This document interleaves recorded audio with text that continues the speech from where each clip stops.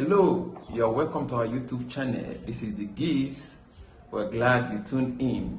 Please, if you are new, do well to subscribe, like, and turn on the notification bell.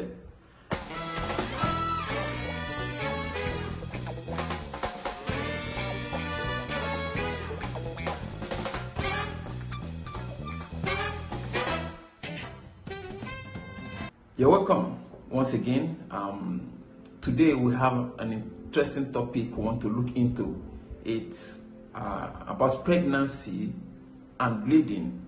So basically bleeding in pregnancy. Some want to really know the difference between saying, okay, I'm actually losing the baby, or this is just normal. So there are different kind of bleeding one can encounter in pregnancy. So that's what we want to talk about today. We'll see at least 5.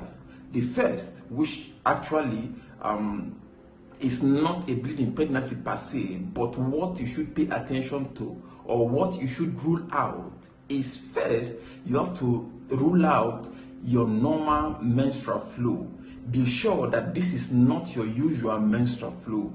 Be sure to know that you're pregnant already. So how do you do that? You are ruling it out by knowing the volume of the flow, the character of the flow, and the timing also.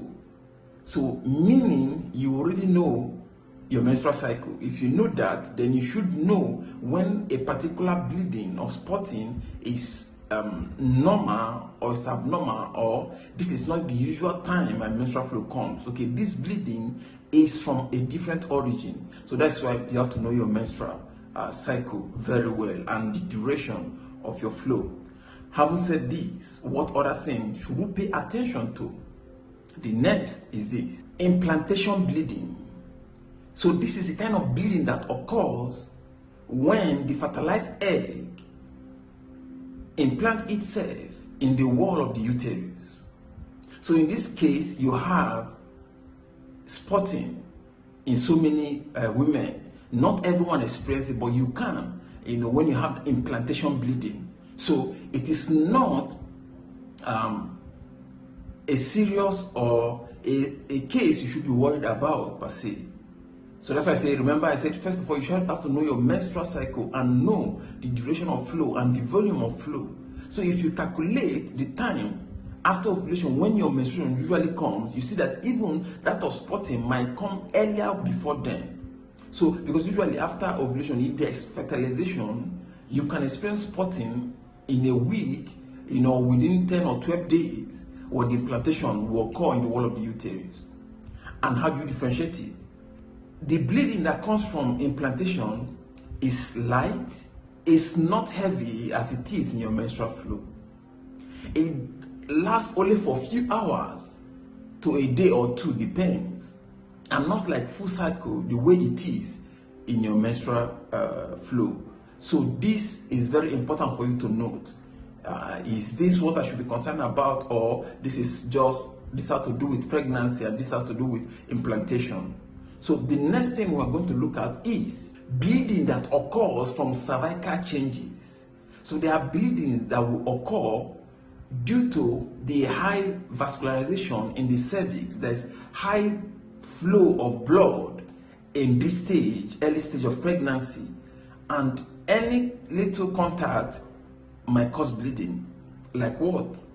Sexual intercourse can cause little bleeding. When you go for your pap smear test, it can cause bleeding once the cervix is tampered with. So this is what you should pay attention to. And okay, this is norm, this is expected, and this is not expected. The next thing we're going to see again is bleeding from ectopic pregnancy. So what is it? It means the fertilized egg implants itself outside the wall of the uterus. It can be at the fallopian tube where the fertilization occurs, and that is not the place where implantation should occur. Fertilization can occur there quite well, but implantation happens in the uterus. That is where the embryo should implant, and that is where the growth happens. So if it happens in a different location, it is an ectopic pregnancy. And how do you differentiate it with other kind of bleeding? This, you might have severe abdominal, lower abdominal cramp as compared to other kind of bleeding we mentioned earlier already. So this is a source of concern. It's one kind of bleeding you should pay attention to and you should never expect, because it's an ectopic pregnancy. The fertilization occurred quite well in the fallopian tube, but implantation still occurred there or elsewhere rather than the uterine wall. The next kind of bleeding you should pay attention to is bleeding from infection. There's some bleeding that happen when there is infection during pregnancy, like gonorrhea, like syphilis. They can cause a kind of bleeding during pregnancy. Herpes also can cause that as well. You see, in all this listed, we have two that are not to be a source of concern. We have two that are a source of concern. These are not all anyways, but we're just taking them step by step. So, and these are the ones that happen in early pregnancy. Please pay attention. They happen in early pregnancy. So we have the first I'd mentioned, was implantation bleeding. Of course, after knowing your normal menstrual cycle and you've proven and you found out that this is not your menstrual flow. So we have implantation bleeding. We have bleeding from the cervix where there is cervical changes because of high blood flow to that area. So these two are not a source of concern per se.